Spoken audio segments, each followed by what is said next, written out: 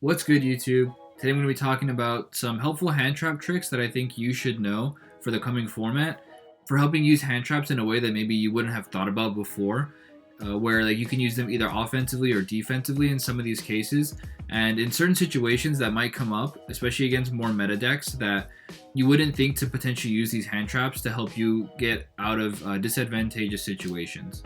As always, if you find this information helpful, definitely feel free to leave a like down below. Feel free to give me a comment if there's any other situations that you have found these hand traps particularly helpful in that I didn't mention in the video.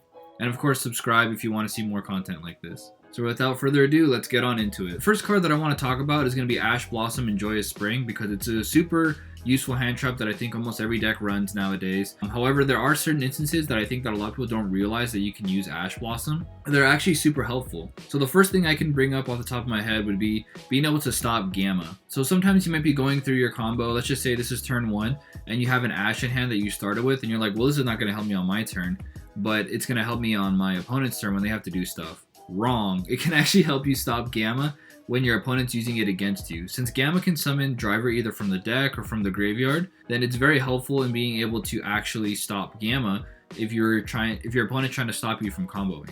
Also, something to note too is that Ash can also stop like the then card effects that will either draw cards or search cards. So for example, let's just say your opponent's activating something like any one of the Drytron cards, like such as Alpha or Zeta, like the ones that search cards. Let's just say that they have the ritual spell card in hand already when they activate Zeta, and they weren't even going to search for it anyway. Just the fact that it says then you can search, you can still Ash the card. So even if they may not be searching for it at that time, since they have the opportunity to search, and since you don't know for sure if they're going to be searching, then Ash will stop those then effects. A really important one too is like, for example, like the Nightmare cards. So one of the more common ones is something like Nightmare Phoenix, where you can discard a card to destroy a spell or trap, and then if it is co-linked, you can draw a card. If the card is co-linked, you can still Ash the card even if they weren't planning on using the then effect to draw. Because the card is co-linked, then they still have the opportunity to draw, so therefore if you can still Ash it even if they weren't intending to use that effect. However, if the Phoenix is not co-linked, then you cannot Ash it because they don't even have the opportunity to draw because the card is not co-linked. Something that's super important too that a lot of people might not recognize is that you can use Ash on cards like Shaddoll Fusion if you control cards from the extra deck, because Shaddoll Fusion allows them to fuse from the deck if you control cards from the extra deck. So if they activate Shaddoll Fusion and you have extra deck cards on your field, you can Ash it even if they weren't intending on using cards from their deck as fusion material. However, one thing to note about Ash is that it cannot be used in the damage step. So cards, for example, like Unchained cards, when they activate their effects when they're destroyed by battle, you cannot Ash those effects because Ash does not negate the activation, only the effect. Only cards that negate activations can activate in the damage step. Also, this is a really important interaction for dinosaurs if there are dinosaur players who are watching. If you bring a token on your opponent's side of the field with Lost World, and then you attack over that token and save it with Lost World, and you send a baby from deck to grave, they actually cannot Ash the effect of the baby because it is activating in the damage step. So that's a really cool interaction. And then on top of that, the Oviraptor that you summon off the baby, if you decide to summon Oviraptor, the on-summon effect, they also cannot Ash as well because all this is happening in the damage step. So since it's all happening at the end of the damage step, your opponent actually cannot Ash these effects. The next card I want to talk about is actually Gamma. So Gamma is particularly important, especially for almost any going second deck. And since now that VFD is dead, going second decks are actually like a thing now. So that's good. So one important thing to note about Gamma is that you can actually use it even if you have a monster on the field, but it's not yet successfully summoned. So for example, let's just say you're going against a Dino player, they have a Lagia on board, and you try to like link summon into a monster. If they use the Lagia effect to negate the summon, you can actually Gamma the Lagia, because even though you have this monster on the field, it's technically not summoned yet, and so since you are activating Gamma in the window of which that monster is not yet successfully summoned, you technically have no monsters on the field, assuming that you don't have any other monsters on the field that are already summoned. So for example, if this is the only Link monster that you have on the field and your opponent's trying to Lagia the summon, you can actually Gamma the Lagia and allow your summon to go through, and then now you also have more resources off of that Gamma. Also, something that's pretty cool is that Gamma can negate Gamma. So what's an interesting interaction is that let's say you have like a Searcher spell card that you're activating with no cards on your side of the field. and then your opponent decides to ash it, and then you gamma the ash, your opponent can actually gamma your gamma. So it creates this like super long chain. It's happened to me before. It's pretty crazy. But basically, gamma can negate a gamma as long as they don't control any, or as long as I guess both players don't control any monsters on the field. Another important thing to note too is that gamma can be used again if your opponent does ash it. So like I mentioned before, your opponent can actually ash gamma and stop it from resolving. However, since gamma is not a once per turn, then you can actually activate gamma again later in the combo. Obviously, your opponent's going to know that you have gamma, so they're probably going to try to play around it. However, it's not just a dead card in hand now because it's not just a once per turn card. Also, gamma is just a really good protection card in a lot of decks because if you have like Search the Spell cards in your hand, you want to activate those if you have gamma in your hand, because you want to activate those before you start any other plays, because then if your opponent decides to ash one, you can gamma the ash. But of course, if they have the gamma, like I mentioned before, they can negate your gamma. But that's besides the point. The whole point is that you make your cards as protected as possible.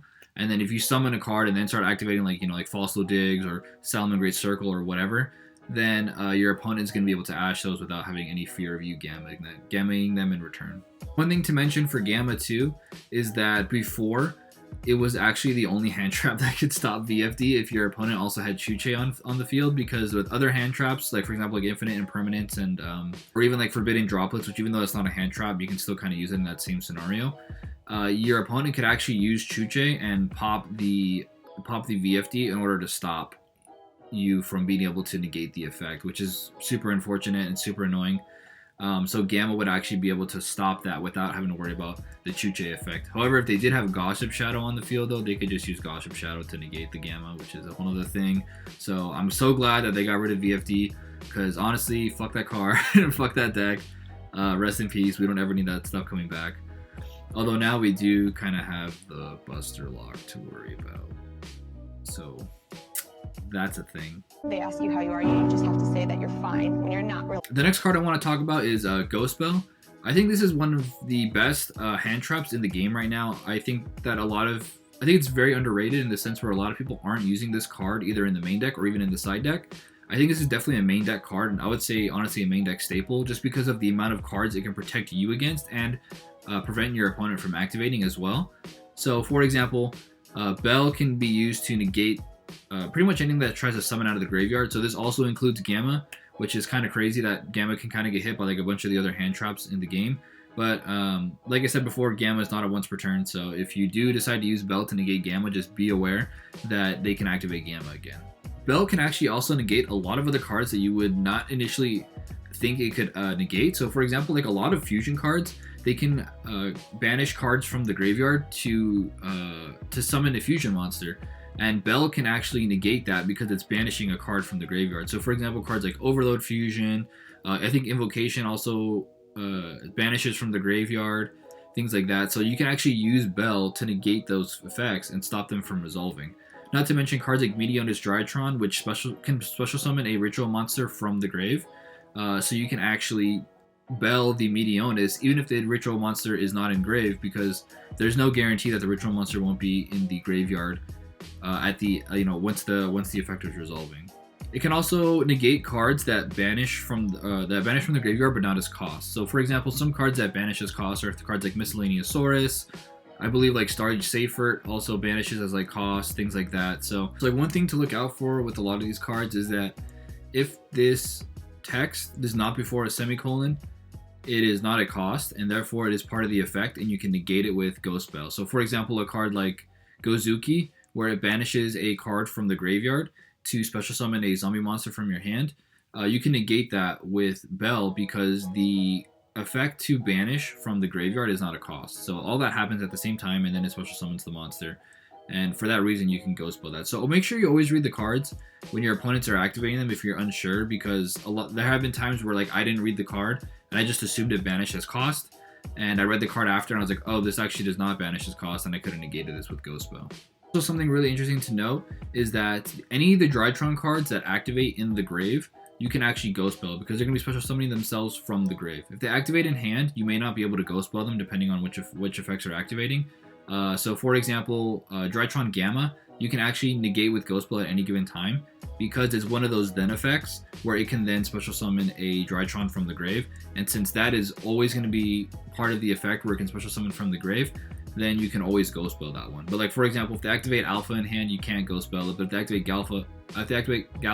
if they activate Alpha in grave, then you can negate it with Ghost Belle because it's going to be special summoning itself from the grave. Also, it's really, really good at protecting you as well from like other like random cards that might special summon from the graveyard. So for example, Ice Dragon's Prison is a really good example of this. If your opponent activates Ice Dragon's Prison, it can be negated and basically stop the entire effect from by using Ghost Belle. And that way your opponent doesn't have the option of like banishing your cards and stuff like that, because they can the fact that it special summons a card is already enough for Belle to basically just say no and negate it. Another really cool interaction is that Belle can actually negate Call by the Grave. So if you're gonna ash your opponent and like they Called by the Grave it, then you can actually activate Ghost Belle and stop it from happening, or negate the Called by the Grave, because the Called by the Grave banishes for the effect and not as like a cost. And so because of that, you can actually use Belle to protect your other hand traps and things like that. Also, a really nice interaction is that against Shadal's Schism, there's two different ways that you can interact with Shadal's Schism with Belle. The first one being that your opponent activates like Shadal's Schism like in the standby phase, but they're not activating the effect. And in that case, you can't like Belle the activation. However, if they activate the effect later to Fusion Summon, you can still Belle that, but Shadal's Schism stays on the field because you're just negating the effect. However, if they activate Shadal's Schism and use the effect at the same time to Fusion Summon, you can actually Belle that, and because Belle negates the activation of the card, Shadal's Schism now goes to the grave, even though it's a continuous trap card, because you're negating the activation. So that's a really cool interaction. Definitely be aware of that if you're going against Shadal players, because if they mess up and they don't activate Shadal's Schism separately beforehand, and they activate it like in response and also using the effect, then you can actually Belle it and just entirely remove it off the field and not have to worry about it later, because that's a super annoying card. I absolutely hate that card. The next card I want to talk about is Droll and Lockbird. I don't think that there's really a lot to talk about this card, unfortunately. There is a really nice interaction though, where if you do have like a quick play spell card or like a quick play effect or some type of quick play searcher, and you can activate it on the draw phase, then that's when you want to activate it to play around Droll, because Droll cannot activate during the draw phase. So if you activate something during the draw phase, you're safe from being Drolled. You can still get ashed, of course, but if you want to play around Droll, that's one way to play around it. So like one thing to note about that is if you have like something like along the lines of Seldom Great Circle, that is a quick play spell card, and you can use that on your draw phase to prevent your opponent from Drolling you. Another cool card to talk about is going to be DD Crow. I actually really like this hand trap as well. Right now it's not super relevant in the format, but I think it's a really solid hand trap that works in like a lot of different formats, and is always going to continuously be in different formats depending on what is going on at the time. So DD Crow is really nice because you can use it to hit a lot of key cards that hurt a lot of strategies. So for example, if you DD Crow out the Meteonis Drytron out of the Drytron deck, then they actually are pretty much screwed, because they can't really Ritual Summon anymore, because most Drytron decks only run one, and they don't have any way of bringing it back. So DD Crow can be really useful for hurting those types of strategies. Also DD Crowing out like cards like Invocation.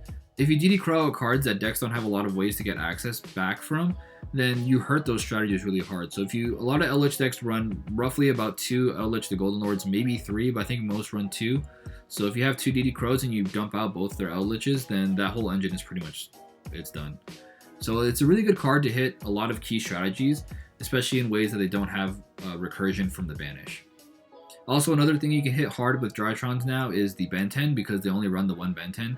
And since Benten resolves on a separate chain, then you can actually DD Crow out the Benten when they're activating Alpha or something. And then now they can't use the Benten, or in most cases they can't use the Benten. It kind of depends on like the ruling of like the tournament that you're at.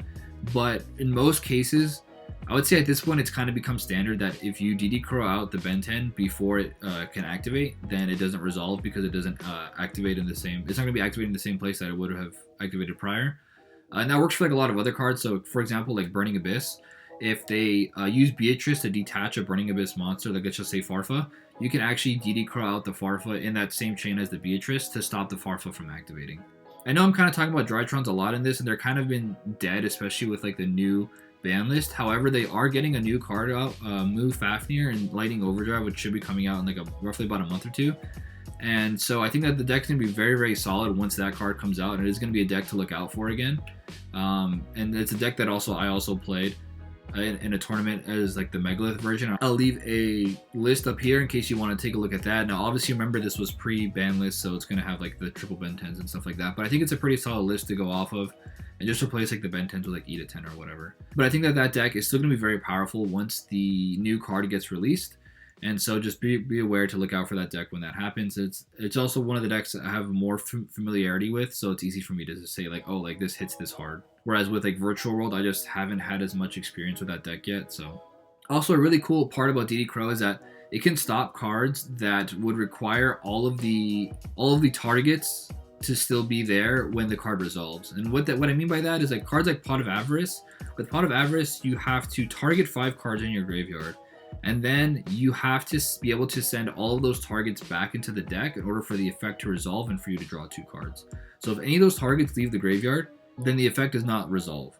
So for example, your opponent targets 5 cards. Let's just say this is Zeus, and they target like, Dryden, whatever, 4 other cards. It doesn't really matter. And you DD Crow out the Dryden, Pot of Avarice no longer resolves, and you hit one of their key cards. So you basically just got a 2-for-1. The way you can tell if this effect works like this is, for example, Pot of Avarice says target 5 cards in your graveyard, shuffle all of them back into the deck, and then draw 2 cards. So since it says all of them, or since it says shuffle those, or something like that, back into the deck, then they all have to be sent to that place in order for the effect to resolve. If it says something like send them, or something that's like not specifically all of those cards, then DD Crow would still be useful, but it wouldn't be as useful like in scenarios like this.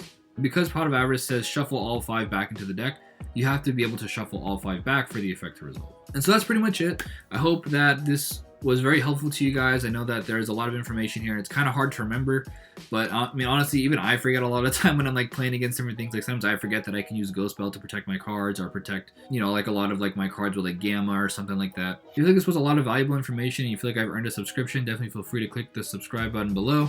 If you like the video, definitely feel free to leave a like, and helps me promote this type of content to other people who might be looking for it.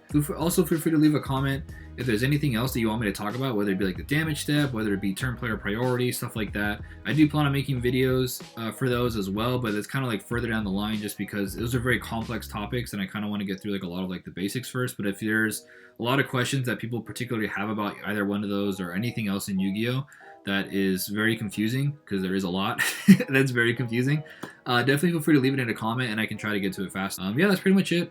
You guys have a good one.